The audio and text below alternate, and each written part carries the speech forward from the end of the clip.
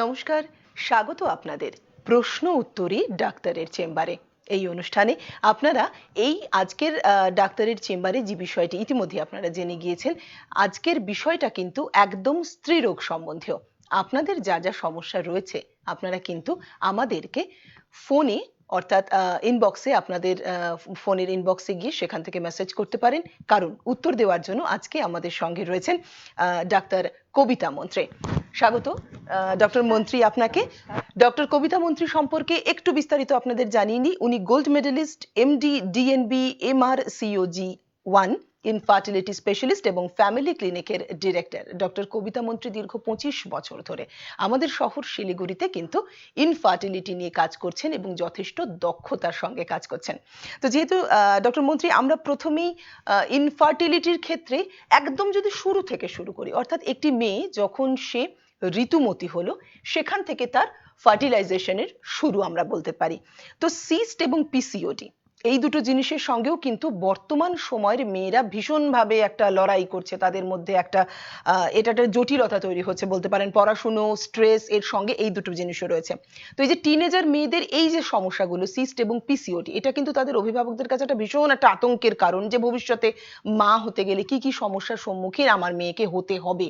তো এই ক্ষেত্রটাকে আপনি কিভাবে ব্যাখ্যা করবেন? ঠিক, এই উত্তর দেওয়ার আগে, এই প্রশ্নের উত্তর দেওয়ার আগে আমি ফ্যামিলি ক্লিনিকের সম্বন্ধে কিছু জানাতে চাই। আমরা বহু বছর ধরে এই ক্লিনিকে সব রকমের মেয়ে মানুষের রোগের, গাইনো, গর্ভবতী মহিলাদের, এমন ইনফার্টিলিটি ট্রিটমেন্ট অনেক বছর ধরে করে আছি। এখানে পুরো IVF, ICSI, egg donation, সিমেন banking, vitrification, থয়িং সব রকমের মডার্ন ফেসিলিটি আছে।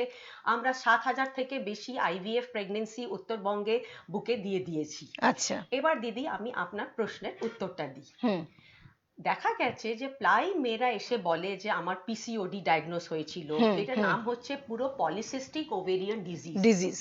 এটার এই মানে না যে বড় বড় সিস্ট আছে পেটে বা কিছু আছে। এটা সিম্পল একটা হরমোনাল প্রবলেম। এটা আল্ট্রাসাউন্ড ফাইন্ডিং। মেয়েদেরকে দেখতে হবে যে মা, স্পেশালি প্যারেন্টসদের দেখতে হবে যে মেয়ের যখন মাসিকটা শুরু হলো, ইউজুয়ালি এখনকার মাসিক হওয়ার বয়সটা একটু এগিয়ে গেছে। ঠিক, আগেকার দিনে আমি শুনতাম 16, 17, 18 বছরে যেখানে মাসিক শুরু হতো, এখন 8, 9, 10 বছরে। আর 11 বছর 12 বছর হলে চিন্তিত হয় যে বন্ধু বান্ধব সবার মাসিক শুরু হয়ে গেছে, মেয়ের শুরু হয়নি। ঠিক, এখন মাসিক শুরু হওয়ার মানেই না যে মেয়ে বড় হয়ে গেছে। এই পিরিয়ডটাকে বলা হয় টিনেজ অ্যান্ড অ্যাডোলেসেন্ট। এর মধ্যে শারীরিক সব ডেভেলপমেন্ট শুরু হয়, breast development, hair development, body maturity আসে, হরমোনস ম্যাচুরিটি আসে। একটা মেয়ে মানুষের শরীর পুরো ম্যাচিওর হয়ে যায় 18 to 20 ইয়ার্সে। এখন মায়েরাদের দেখতে হবে যে মেয়েদের যেই আমি সিমটমস গুলো বলছি এগুলো হচ্ছে কিনা। যেমন unnecessary weight gain means মোটা হওয়া বা ওবেসিটি, আনওয়ান্টেড হেয়ার সৃষ্টি হচ্ছে। যেখানে মেয়েদের হেয়ার থাকার উচিত না সেখানে দেখছে যে হেয়ার গুলো গজাচ্ছে, দাড়ি, গোফ, ব্রেস্টের ওপরে, এখানে। আর চেহারাটা কেমন কালো হয়ে যাচ্ছে, গলার দুপাশে দেখবেন একদম কালো জমে যাচ্ছে, ভেলভেট স্কিনের মতন, এখানে একদম উঠে যায় বাফেলো হাম। তা এটা হচ্ছে because of the mail hormone শরীরে বাড়ছে, মেয়েদের হরমোনস কমে যাচ্ছে। মাসিকের গন্ডগোল দেখতে হবে। একটা মেয়ে যখন প্রথমে মেন্স শুরু হয় তখন হয়তো মেন্স রেগুলার নাও হতে পারে, বাট এটাতে প্যানিকই হওয়ার কিছু না। কিন্তু এক একটা মেয়েদের মেন্স 1 বছর 6 মাস পরে হচ্ছে, শুরু হলে আর বন্ধ হচ্ছে না, 1.5 মাস 2 মাস রক্ত শূন্য হয়ে যাচ্ছে। তার সঙ্গে দেখবেন ওয়েট মোটা হয়ে যাচ্ছে, হেয়ার গ্রোথ হচ্ছে। তাহলে আপনাকে দিদিরা মনে রাখতে হবে যে এটা একটা হরমোনাল ইমব্যালেন্সের লক্ষণ হতে পারে। এটাতে বেশি দেরি করা উচিত না। যখনই আল্ট্রাসাউন্ড হয়, বাপরে সিস্ট বেরিয়েছে, অপারেশন করতে হবে, এই আতঙ্কটা মাইন্ডে একদম আনবেন না। Healthy lifestyle, that is very important. আপনি বলবেন আগেকার দিনে পিসিওডি হতো না, এটা কি নতুন রোগ যে আজকালকার মডার্ন জামানাতেই সব মেয়েদের PCOD? It is because of the modern lifestyle. একদম, মানে আমরা লাইফস্টাইল ডিজিজ বলতে পারি। এমন লাইফস্টাইল ঘরে ঘরে হয়ে গেছে, টিভি দেখছে, চিপস খাচ্ছে, ফাস্ট ফুডস ভর্তি, ফাস্ট ফুড, চলো গিয়ে মোমো খেয়ে নি, চাউমিন খেয়ে নি, চিপস খেয়ে নি, তারপরে মেন ডায়েটটা বাঙ্ক হয়ে যাচ্ছে। বেশিরভাগ মায়েরা আসে, ম্যাম ও খালি বাইরের খাওয়া খেতে চায়, বাড়িতে এসে বলে খাবো না। সো এইটা দিয়ে কি হচ্ছে, বাজে ফ্যাট যাচ্ছে, বাজে যেটাকে আমরা বলি trans fat, that is very dangerous for the body. এই এত স্ন্যাক্স, বেশি sugar, salt, rich fried food, এগুলো বেশি পছন্দ করছে আজকালকার যে গ্রোয়িং চাইল্ড। তাই এটা এডুকেশনের দরকার। আর ফ্রুটস ভেজিটেবলস নেই ডাইটের মধ্যে, ফিজিক্যাল এক্সারসাইজ নেই। আপনাদের মনে আছে কিনা আমরা ছোটবেলা কাবাডি খোখো খেলে বড় হয়েছি, আর আজকালকার মোবাইল খেলে খেলে বড় হচ্ছে। তাই জন্য ওবেসিটি হয়ে যাচ্ছে, মেয়েদের ওয়েট বেড়ে যাচ্ছে। দিদিরা, আমি আপনাদের সবাইকে একটা কথা বলবো, প্লিজ অ্যাডপ্ট হেলদি লাইফস্টাইল, পিসিওডিটা চলে যাবে। একদম, এটা খুব একদম ভালো কথা বলেছেন। এইবারে যেহেতু এই মোটা এবং রোগার কথাটা আসলো, তো যারা জন্ম থেকে, প্রচুর বাচ্চা কাচ্চা আমরা দেখি যারা ছোট থেকে এ মা ওর চেহারাটা কেন হয় না খুব রোগা, আবার কোনো কোনো বাচ্চা কি গোলুমলু খুব ভাল লাগছে দেখতে। তো এই যে দুটো চেহারা, তো এই দুটো চেহারার ক্ষেত্রে যারা মেয়ে বাচ্চা রয়েছে তাদের ভবিষ্যতে কি মা হওয়ার ক্ষেত্রে একটা সমস্যা আছে খুব রোগা বা খুব মোটার ক্ষেত্রে? এক্স্যাক্টলি। এখনকার আমি বলবো একটা ওয়ার্ড আছে বডি মাস ইন্ডেক্স।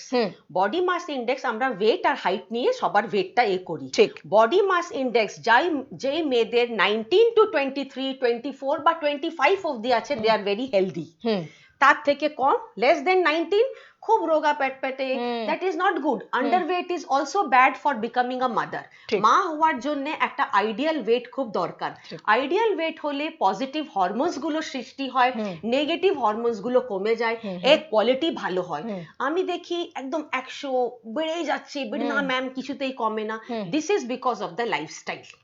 এর জন্য আইডিয়াল ওয়েট হলে বডির ভেতরে হরমোন, বাইরের শরীর সব নর্মাল থাকবে। আর বেশি ওয়েট হলে খুব এই যে পিসিওডি চলে আসবে। যেই বাচ্চাদের ওজন, মেয়েদের ওজন প্রথম থেকে আছে, দেখবেন প্রত্যেকটা পরে গিয়ে পিসিওডি তৈরি হবে। ঠিক। ওয়েট কম থাকা অনেক ভালো, সেটা মেকআপ করা যাবে, কিন্তু একবার যদি ওয়েট গসতে শুরু হয়, আরেকটা জিনিস দেখবেন আপনারা, একটু চামড়া দেখেও মেয়েদের বুঝতে পারবেন যে এ ভবিষ্যতে পিসিওডি হবে কিনা। অয়েলি স্কিন, হেয়ার লস, সব সময় ড্যান্ড্রাফ, এখানে হেয়ার, এদিকে হেয়ার, এদিকে কালো জমছে, বুঝতে পেরেছেন? আর চামড়াটা ফেটে গেছে, যেটা আমাদের প্রেগনেন্সির সময় আমরা বলি স্ট্রায়া, ইংলিশে বলি, সেটা 12, 13, আমার চেম্বারে 15, 16, 17 বছরের মেয়েরা আসে, এই abdominal circumference like a balloon, পুরো চামড়াটা ফেটে, পুরো থাই চামড়াটা ফেটে। This are all the symptoms of polycystic ovarian disease. এর জন্য আমি সব মায়েদের দরখাস্ত করব, যদি মাটি ভালো থাকবে তাহলেই ওর মধ্যে ভালো গাছ হবে আর ফল হবে। একদম। যদি মাটিটাই যদি প্রথম থেকে ঠিক না থাকে, হঠাৎ ওই সব মেয়েদের বিয়ে হয়ে যাচ্ছে, ওদের ঘাড়ে পড়ে যাচ্ছে, তাহলে বাচ্চাটা হবে কি করে দিদি, আপনি আমাকে বলুন। ঠিক ঠিক ঠিক। তারপরে গিয়ে কিন্তু দেখা যাচ্ছে যে সন্তান হচ্ছে না, ফলে আবার দৌড়ো ফার্টিলিটি সেন্টারে গিয়ে দেখা হচ্ছে কি হচ্ছে। এর জন্য এই প্রবলেম গুলো বেড়ে যাওয়ার মেইন উদ্দেশ্য হচ্ছে আজকাল যে আমরা আমাদের যে বাতাবরণটা তৈরি করেছি, যদি আমি বলি, কোনো ঘুমের টাইম নেই, লেট স্লিপিং, লেট উঠছে, এতে কি হবে, নেগেটিভ হরমোন সৃষ্টি হবে। একদম। এতগুলো মডার্ন গ্যাজেটস এসে গেছে, লাইক মোবাইল, টিভি, ল্যাপটপ, দিনভর ওটাতে বসে আছে।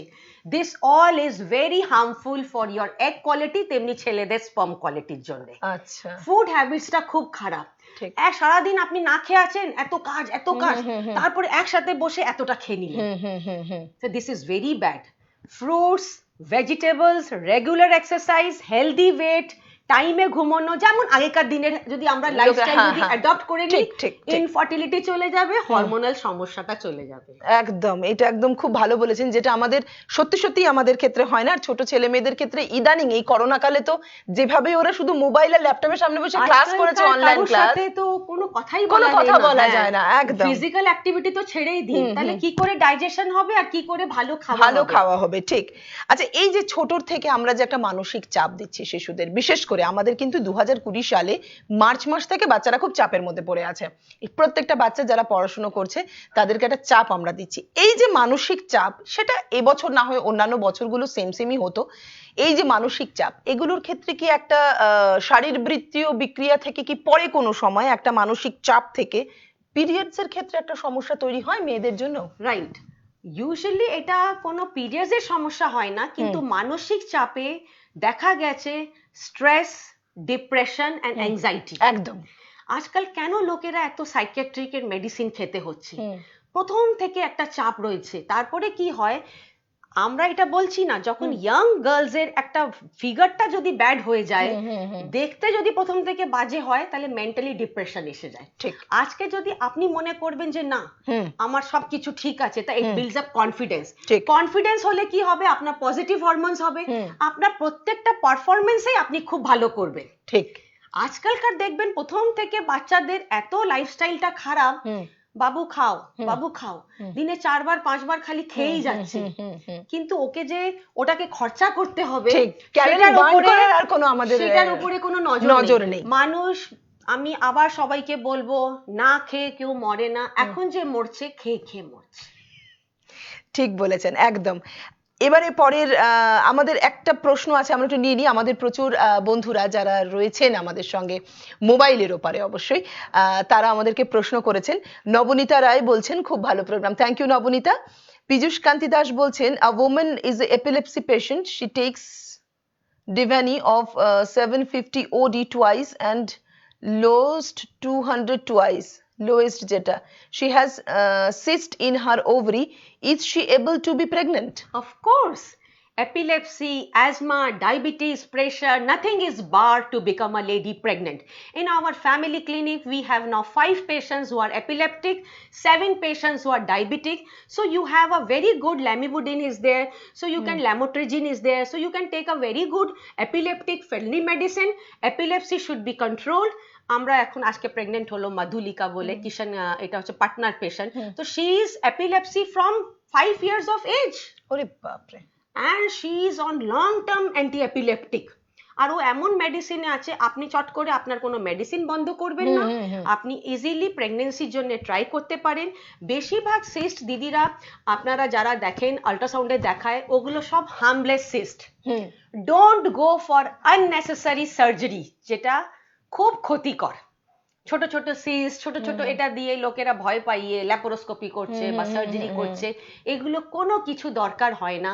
আজকে 7000 প্রেগন্যান্সি দিয়েছি, একজনেরও আমরা ল্যাপারোস্কোপি বা কোনো রকমের সার্জারি করিনি, বিকজ এখন এত সুন্দর টেকনিক বেরিয়ে গেছে ট্রিটমেন্টের, আর মেডিসিনস আর সো গুড যে মানুষের যতটা বডিটাকে টাচ না করা যায়, যত আপনি নেচারের ওপর ছেড়ে দেবেন, তত আপনার রেজাল্টটা ভেরি গুড। একদম।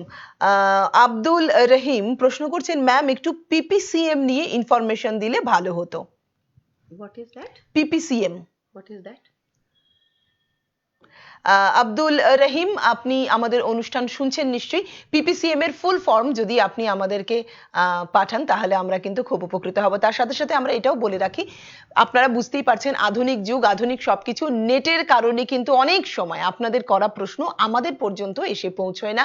প্লিজ, যদি আপনার প্রশ্ন আমি না পড়ি, তাহলে কিন্তু আবার একবার প্রশ্নটা রিপিট করতে ভুলবেন না।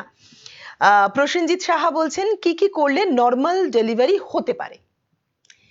See, everyone can have normal delivery, my dear. It is no one tries. Normal delivery জন্য টাইম দিতে হবে, পেশেন্স রাখতে হবে, যেটা আজকালকার দিনে না পেশেন্টের আছে না ডক্টরের আছে। সব তো নর্মাল ডেলিভারি হতো, ঠিক। খুব রেয়ার কেসে সিজারিয়ান সেকশন ইজ দরকার। একদম, কথাটা বোঝো।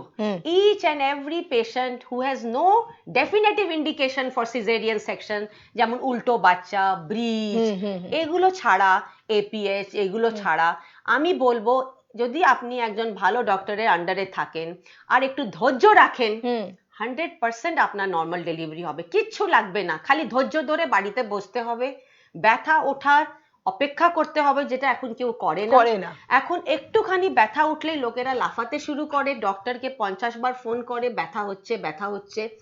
নর্মাল ডেলিভারিতে 3টে জিনিস মনে রাখবেন, খুব ব্যথা হবে, যেরকম ব্যথা জীবনে কারুরই হয়নি, এটা মনে রাখবেন। মুখটা পুরো বেঁকিয়ে যাবে, তার মানে লেবার পেন, মনে রাখবেন এই কথাটা। খুব জল ভাঙবে, খুব ব্লিডিং হবে, এটা ভালো লক্ষণ, তার মানে বাচ্চাটা নিচে নামছে। আচ্ছা। পেচ্ছাপ পায়খানার খুব বেগ হবে, মানে বাচ্চাটা এখন ডেলিভারি হবে। আমার পেশেন্টদের আমি আগেই জিজ্ঞেস করে নি, তুমি নর্মাল ডেলিভারি চাও, তা তোমাকে এরকম করে কাজ করতে হবে। আননেসেসারি আসবে না, তাতে তুমি অ্যাডমিট হলেই 1 ঘন্টায় ডেলিভারি হবে। আগেকার দিনে তুমি শুনেছো সবাই তো নর্মাল ডেলিভারি, এর জন্য আপনারা অধৈর্য হবেন না, একটু ধৈর্য ধরে বসতে হবে। একদম। শান্তনু ডাঙ্গর বলছেন, আমার পিসিওডি আছে, আমি কি করলে কনসিভ করতে পারবো? পিসিওডি। হ্যাঁ, সো পিসিওডি তে প্যানিক হওয়ার কিছু নেই। You have to first maintain your healthy lifestyle. Stop eating junk food. বাইরের খাওয়াটা একদম বন্ধ করো। হাই ফ্যাটি ডাইট, ফ্রাইড ডাইট, snacks item, pastry item, bread totally stop. Fruits, vegetables, বাড়ির রান্না, রুটি, আটার রুটি, আর beans, vegetables, especially dry fruits, that is walnuts and pista, and do regular exercise. নিজের বডি মাস ইন্ডেক্স যেন 23 ওপরে না করো। এগুলো করলে আশা করি, তাও যদি হরমোন খুব জটিল থাকে, একজন ভালো স্পেশালিস্টের সাথে দেখা করো, 100% you will get result. একদম।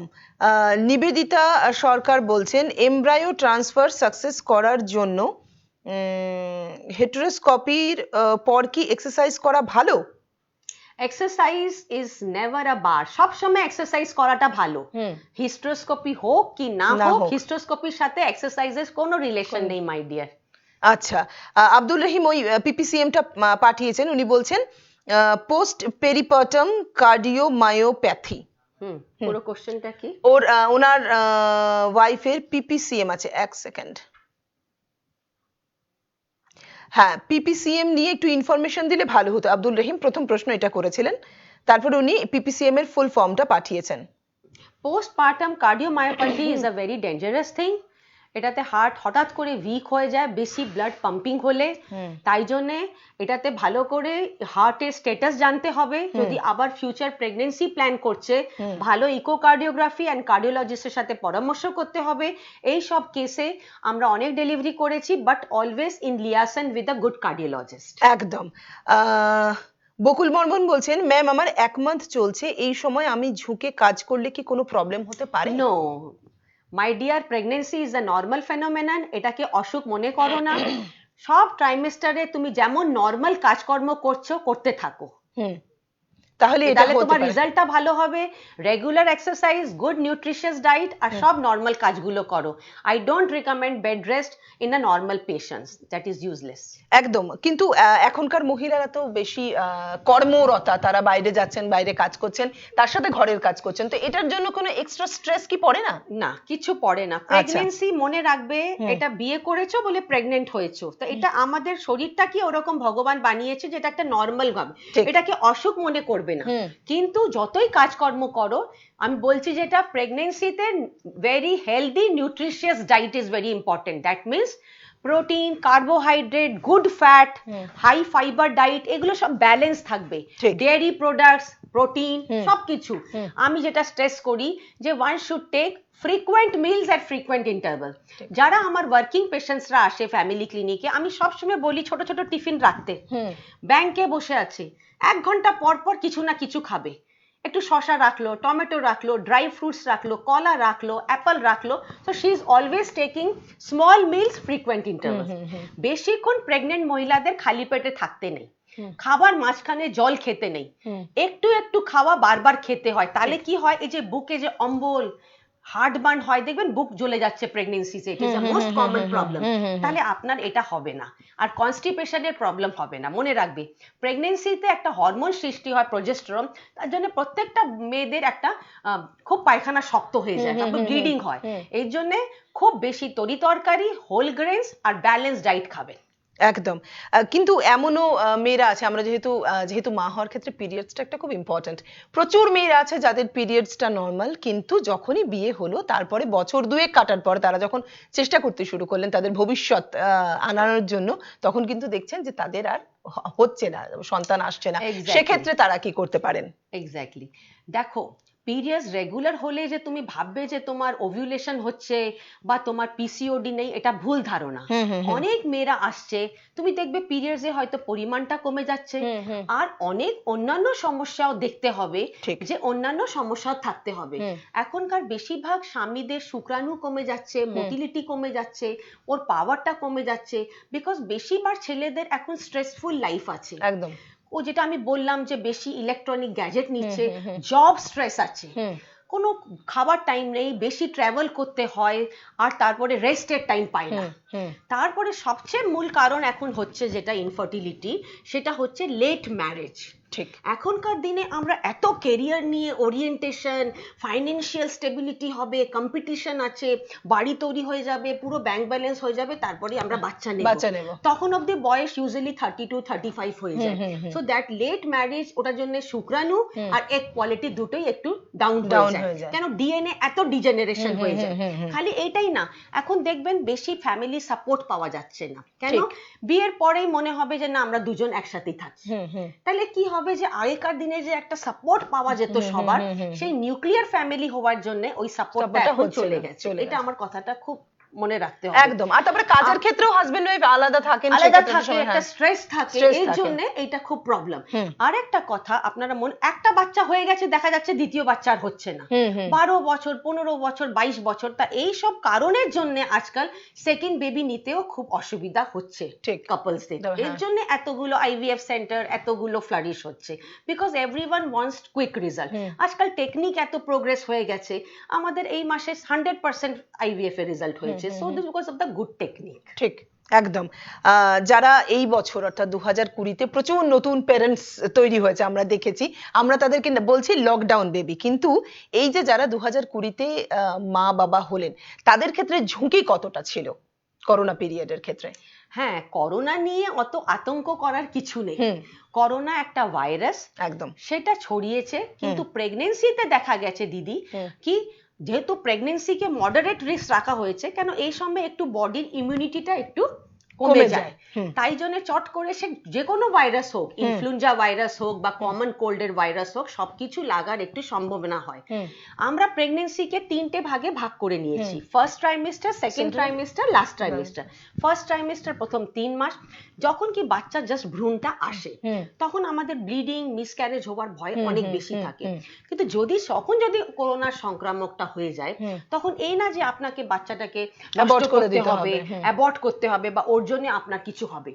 দেখা গেছে করোনার recovery is just like a normal patients first ট্রাইমেস্টারে। তাই জন্য যে বাচ্চার কোনো ডিফেক্ট হবে, পেশেন্টরা এসে বলে যে না এই সময় আমরা বাচ্চা নেব না, এটা করোনার বাচ্চা হয়ে যাবে, এই জন্য আপনারা ভয় পাবেন না, নিজের প্রিকশনটা রাখতে হবে। সেকেন্ড ট্রাইমেস্টারে যেমন বিপি বেশি হওয়া বা ব্লিডিং এর সমস্যা বা প্রিম্যাচিওর ডেলিভারি যেমন নর্মাল পেশেন্টের হয়, তেমনি করোনা পেশেন্ট। কিন্তু লাস্ট ট্রাইমেস্টার সবচেয়ে রিস্কি পিরিয়ড। ঠিক, এই সময় যদি নিউমোনিয়া কিছু হয়, খুব সতর্ক থাকতে হবে।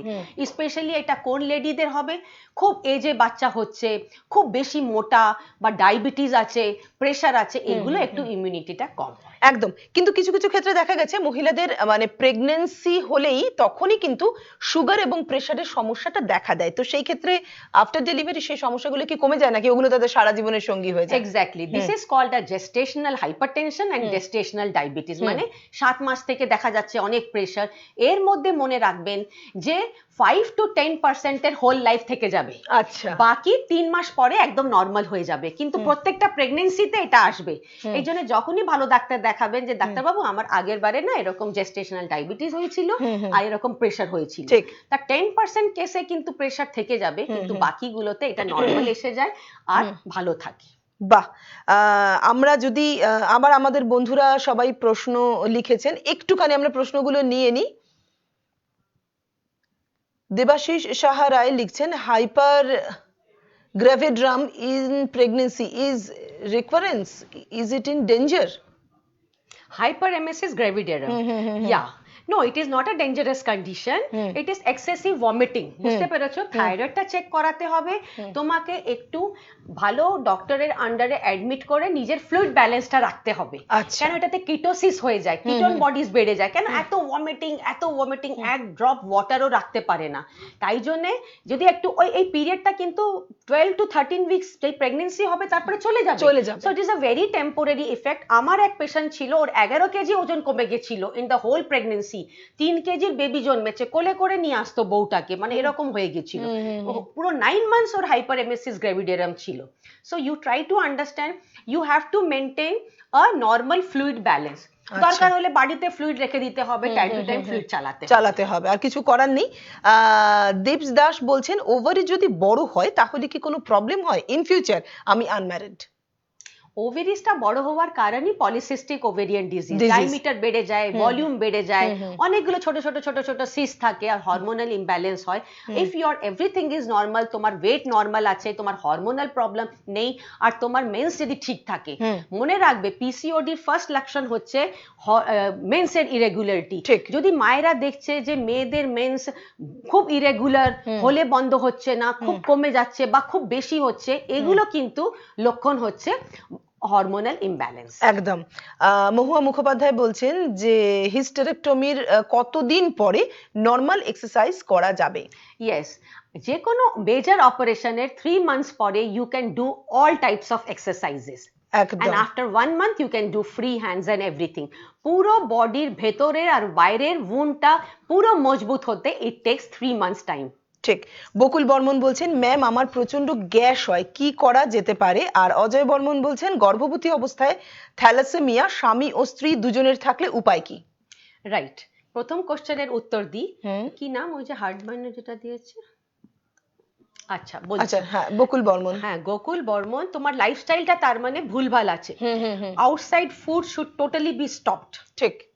যারা খুব বাইরের খাবার অভ্যেস, বাইরে জল খাওয়া অভ্যেস, only you should take vegetarian diet and house made food. ওই তুমি বাড়ির রান্না খাও, তোমার জলের পরিমাণটা কম হচ্ছে। একটা নর্মাল লোকেদের 3 to 5 litres water is a must, যে নিজের হিসাবে করতে পারে। হাই ফাইবার ডাইট নিতে হবে যেন পায়খানা রোজ পরিষ্কার হয়, আর বাড়ির খাওয়া যদি খাও আর রেগুলার যদি ওয়ার্কআউট করো।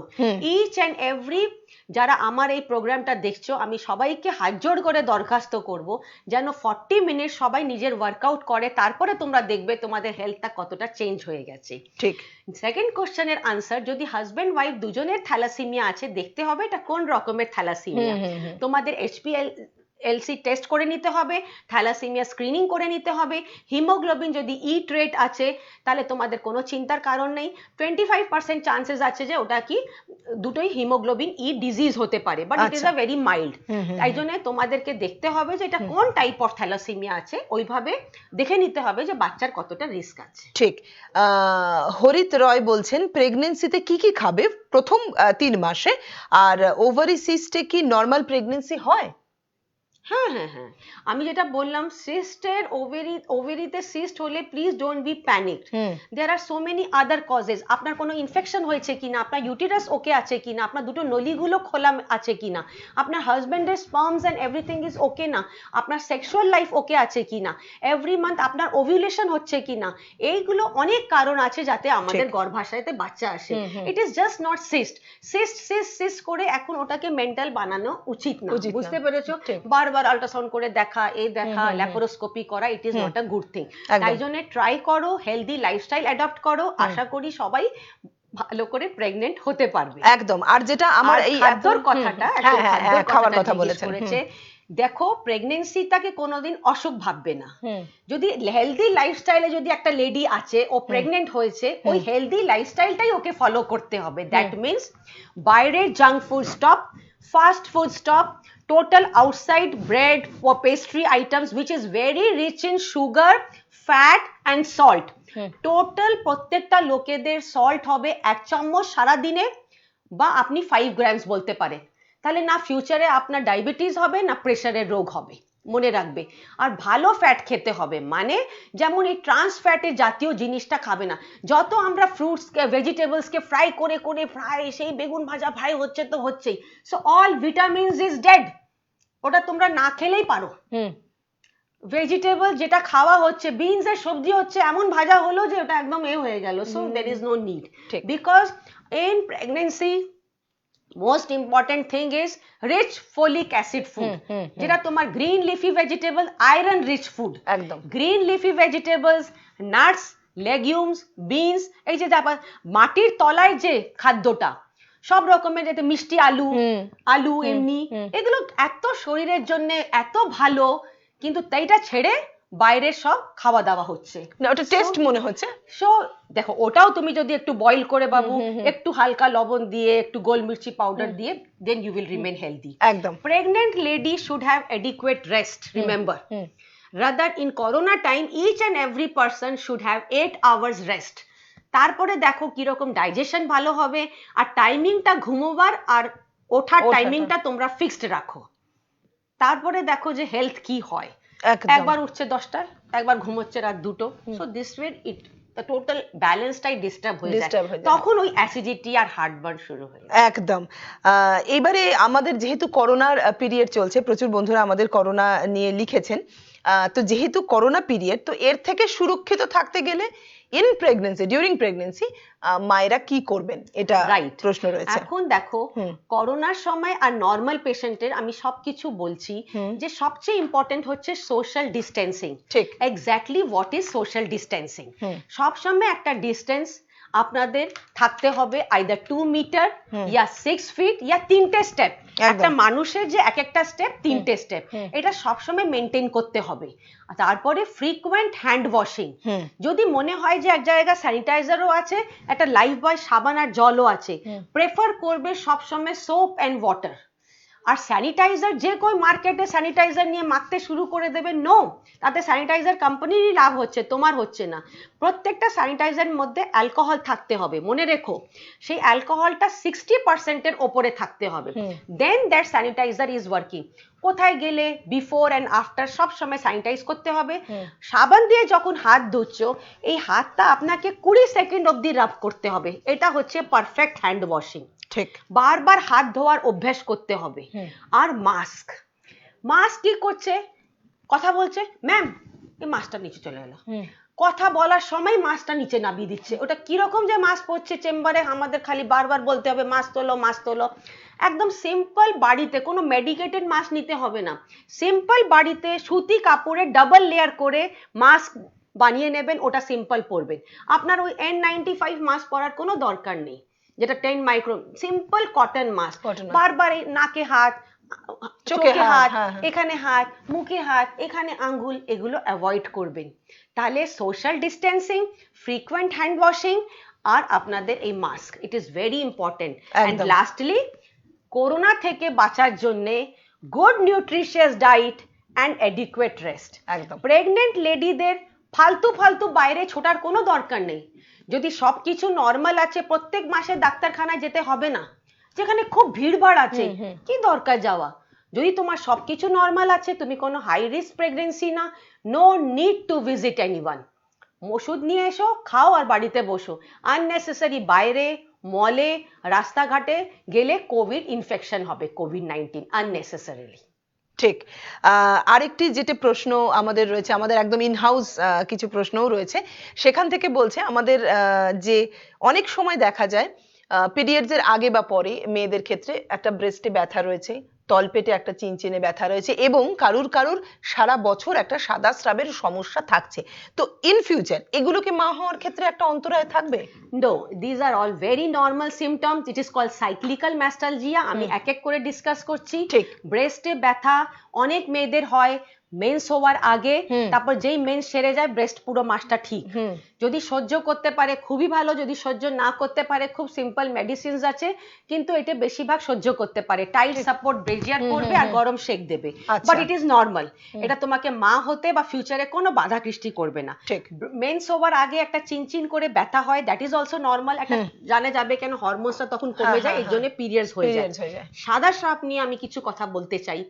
যখন একটা মেয়ে ইয়াং হচ্ছে, from 9 to 10 years till 20 years, that time প্রচুর সাদা স্রাব হবে, পুরো প্যান্টি ভরে যাবে, একদম সাদা শুধু সুতোর মতন বেরোবে।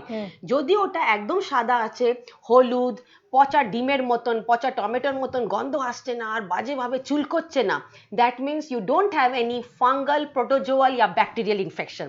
ইট ইজ আ নর্মাল আমাদের সার্ভাইকাল আর ভ্যাজাইনাল ডিসচার্জ। কি দেখাচ্ছে যে মেয়ে এখন একটু বড় হচ্ছে, ইয়াং হরমোন সৃষ্টি হচ্ছে। কিন্তু যখনই এই হোয়াইট ডিসচার্জ, এই সব চুলকনি, গন্ধ, you should consult a good doctor and get rid of it. Normal hygiene, আমি একটা কথা সবাইকে বলবো, আজকাল এই যে উঠেছে ভি ওয়াশ, আমি বুঝি নাই যে ভি ওয়াশ কি। This is the most dangerous thing.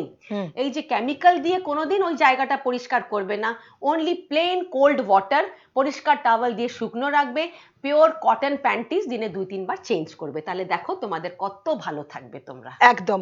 এই প্রশ্নটাই পল্লবী বর্মনও করেছেন, যে ওনার বয়স 28+, 20 তারিখ থেকে সাদা স্রাবের সঙ্গে হালকা লাল লাল আভা আসছে এখনো, এর জন্য কি করণীয়? পিরিয়ড টাইম হলো 3 তারিখ। পিরিয়ডস এর টাইম 3 3 তারিখ জানুয়ারি। হ্যাঁ 3 জানুয়ারি আর ওনার 20 তারিখ থেকে মানে এই ডিসেম্বরের 20 তারিখ থেকে সাদা স্রাবের সঙ্গে একটা লালচে লালচে আভা বেরোচ্ছে, এর জন্য কি এটা করতে তো পারে? হওয়া উচিত না। আর হয়তো ওনার কোনো ইনফেকশন আছে সার্ভাইকাল। ইনি কি ম্যারিড? না, আনম্যারিড। আনম্যারিড বা উনি কোনো আইপিএল জাতীয় বা কোনো যদি খেয়ে থাকে তাহলে এগুলো হতে পারে, কতটা বুঝো। বা খুব বেশি যেটা বললাম ভি ওয়াশ এগুলো ইউজ করে, এটা হতে পারে। আর একটা মাস হয়েছে তাতে প্যানিকি করা কিছু নেই। যদি প্রত্যেক মাসে এরকম দেখে then she should visit a good doctor. একদম। রুমা দাস সাহা বলছেন হিমোগ্লোবিন বাড়াবো কি করে? রাইট, হিমোগ্লোবিন আবার বললাম হেলদি লাইফস্টাইল। যদি বেশি কম্পিউটারের সামনে ঘন্টার পর ঘন্টা বসে আছে, অ্যাডিকুয়েট ওয়াটার নিচ্ছে না, গুড নিউট্রিশিয়াস ডায়েট নিচ্ছে না, iron rich food should be incorporated in the diet. That includes green leafy vegetables, lot of nuts, এই যে তোমার কিশমিশ খেতে হবে, আর তোমার ডেটস মানে খেজুর, ইউ নো, অ্যান্ড কালো চানা ভিজিয়ে খেতে, সব আয়রন রিচ যদি ফুড খায়। আর এক্সারসাইজ, অনলি খালি আয়রন রিচ ফুড, বেশিরভাগ দেখবে people don't do exercise, which is very important to keep oneself healthy life time. Gopal Pal বলছেন এন্ডোমেট্রিওসিস আর টিউব ব্লক থাকলে কি নরমাল কনসিভ হবে? See, endometriosis itself is a very bad disease, you know. It's just like a cancer. ক্যান্সারের মধ্যে মানুষ সব মরে যায়, কিন্তু এন্ডোমেট্রিওসিসে মানুষের একটা সারা জীবন বেদনা চলে আসে। আমাদের এই মাসে 5 জন পেশেন্ট এন্ডোমেট্রিওসিসের কনসিভ করলো। আমি জানি আর ওরা জানে যে আমি ওদের জন্য কি করেছি ফ্যামিলি ক্লিনিকে। endometriosis যদি mild থাকে, I think they can conceive, but if it is a moderate to severe with chocolate cyst and tubal block, it is not possible for you to, my dear, to become pregnant naturally. You should consult a good specialist. একদম। কৃষ্ণ মণ্ডল বলছেন আমার haemoglobin 6 আছে, বাড়াবো কেমন করে? See, first of all তোমাকে দেখতে হবে যে তোমার কোনো থ্যালাসেমিয়া জাতীয় রোগ আছে কিনা। এই চক্রে আমি দেখেছি উত্তরবঙ্গে বেশিরভাগ লোকেদের হিমোগ্লোবিন ই ট্রেট থাকে, রাজবংশী সাইট ওগুলোর থেকে, বুঝেছো কথাটা? তোমার যদি এইটা না থাকে, হিমোগ্লোবিন ই ট্রেট থাকে, তাহলে তোমার জন্য 10 হিমোগ্লোবিনটাই নর্মাল। কিন্তু তোমার যদি কোনো হিমোগ্লোবিন ট্রেটও নেই, তোমার কোনো থ্যালাসেমিয়া ট্রেটও নেই, দেন তোমার ভালো আয়রন নিতে হবে, ভালো আয়রন ইনজেকশনস পাওয়া যায়, ওটা নিয়ে তোমাকে হিমোগ্লোবিন ইমিডিয়েটলি 12 গ্রাম% করতে হবে। তুমি যদি মেয়ে আর তুমি যদি ছেলে, then try to do your haemoglobin between 14 and 15, then you will remain really healthy. একদম। এর সাথে সাথে যে প্রশ্নটা মানে মনেই আসছে, মানে আমরা সবসময় মহিলাদেরকে নিয়ে এত আলোচনা করি, তাদের এই সমস্যা তাদের এই সমস্যা, কিন্তু সমস্যাটা তো ছেলেদেরও।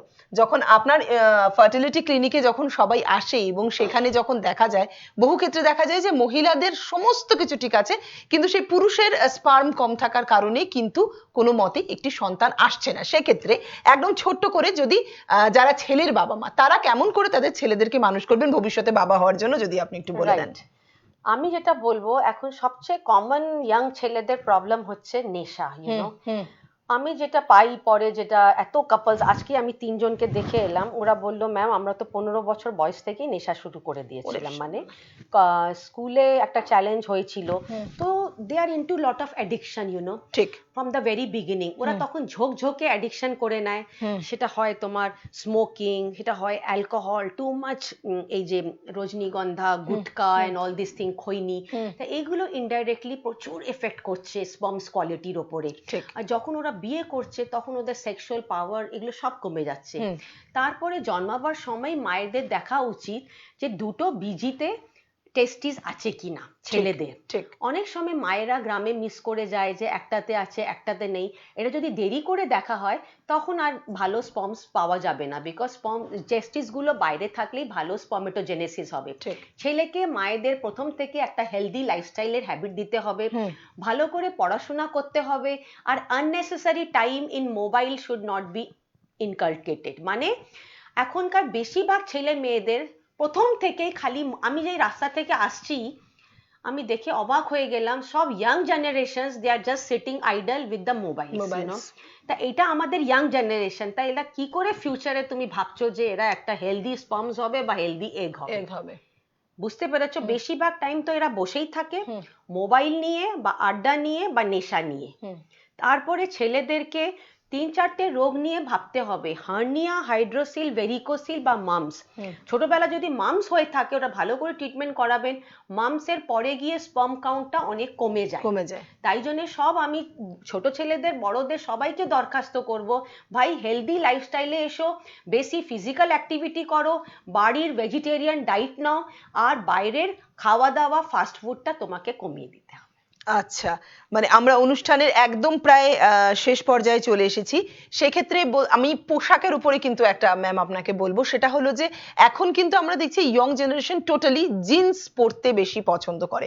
সেটা তাদের বাবা মা হওয়ার ক্ষেত্রে বা ভালো স্পার্ম বা ভালো এগ হওয়ার ক্ষেত্রে কতটা অসুবিধাকারক?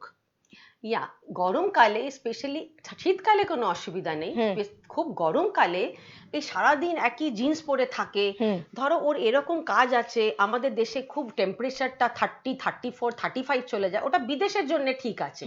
আমাদের ভগবান টেস্টিস গুলো শরীরের বাইরে দিয়েছে কেন দিদি?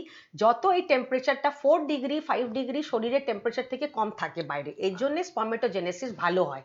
কিন্তু যদি ওখানে একদম টাইট আন্ডারউইয়ার সবসময় ঘামের মধ্যে থাকে, ওই হিটের জন্য, আমি দেখেছি আমার একটা পেশেন্ট গ্যারেজে কাজ করতো, ওই হিটের জন্য আমি যখন থেকে বললাম তুই লুজ পায়জামা পর, আর ও গ্যারেজের মধ্যে একটা বাথরুম করে ঠান্ডা জল দিনে 4-5 দিল, ও নেক্সট ও 4 মাস পরে ও কনসিভ হয়ে গেল। বাহ, মানে এটা একটা খুব ভালো যে আমাদের ড্রেসের উপরে কিন্তু একটা ডিপেন্ড করে। গরমকালে অবশ্যই, শীতকালে এটা অতটা সমস্যা হবে না। একদম শেষ প্রশ্নে আমরা চলে আসি। যেহেতু একজন মহিলা বা প্রেগনেন্ট হন বা একজন পুরুষ বাবা হন ফিজিক্যাল ইন্টিমেসির কারণে, সেক্ষেত্রে আমাদের মধ্যে একটা মিথ আছে কিন্তু ম্যাম, যে প্রথম 3 মাস আর লাস্ট 3 মাস ছাড়া বাকি যে মাসগুলো আমাদের রয়েছে এই 10 মান্থসের মধ্যে, সেক্ষেত্রে ফিজিক্যাল ইন্টিমেসি খুব একটা হার্মফুল নয়। তো যারা এই মুহূর্তে প্রেগনেন্ট রয়েছেন তাদেরকে আপনি কি বলবেন? Is it harmful or is it not? If you have become pregnant, যেহেতু আমরা আইভিএফ প্রেগনেন্সি ডিল করি, if you have become pregnant naturally and তোমার কোনো হাই রিস্ক নেই, you please go for physical intimacy from first day of your pregnancy till the delivery you can do. In a comfortable position. Physical intimacy, sexual relationship has got no relation with any type of complication in first trimester, second trimester and final trimester. This I am talking about normal pregnancies, as we are dealing with all IVF pregnancies, so that is the difference. different chapter. But usually আমি যে বললাম প্রথমে, pregnancy একটা normal phenomenon, একদম normal ভাবেই থাকতে হবে যেরকম আমি প্রেগন্যান্টের আগে ছিলাম। ঠিক, একদম। অনেক অনেক ধন্যবাদ। ডক্টর কবিতা মন্ত্রী ছিলেন আজকে আমাদের সঙ্গে প্রশ্ন উত্তরে ডক্টরের চেম্বারে। নিশ্চয়ই আপনারা আপনাদের প্রশ্নের উত্তর পেয়ে গেছেন যারা আমাদের সঙ্গে ছিলেন। যারা দেখেননি তারা কিন্তু অবশ্যই আমাদের রেকর্ডেড লাইভটা কিন্তু দেখবেন। ডক্টর কবিতা মন্ত্রী ছিলেন আমাদের সঙ্গে, ইনি gold medalist, MD, DNB, MRCOG 1 infertility specialist, family ক্লিনিকের ডিরেক্টর। অনেক অনেক ধন্যবাদ ডক্টর মন্ত্রী, আপনি আমাদের এখানে এসেছেন এবং এতগুলো প্রশ্নের উত্তর দিলেন যেগুলো হয়তো সত্যি সত্যি ডক্টরের চেম্বারে গিয়ে আমরা হয়তো জিজ্ঞাসা করতেও আমাদের মনে একটুখানি দ্বিধা বোধ হয়, এটা বলবো কি বলবো না, সেই প্রশ্ন উত্তরগুলো আজকে আমরা আমাদের এই উত্তরবঙ্গ সংবাদের লাইভ স্টুডিও থেকে পেয়ে গেলাম। আপনারা আমাদের সঙ্গে ছিলেন, ডক্টর মন্ত্রী আমাদের সঙ্গে ছিলেন। আবার দেখা হবে ডক্টরের চেম্বারে অন্যদিন। ততক্ষণের জন্য সকলে ভালো থাকুন। আর হ্যাঁ, সময়টা করোনাকাল, মাস্ক আর স্যানিটাইজার কিন্তু মাস্ট। ধন্যবাদ।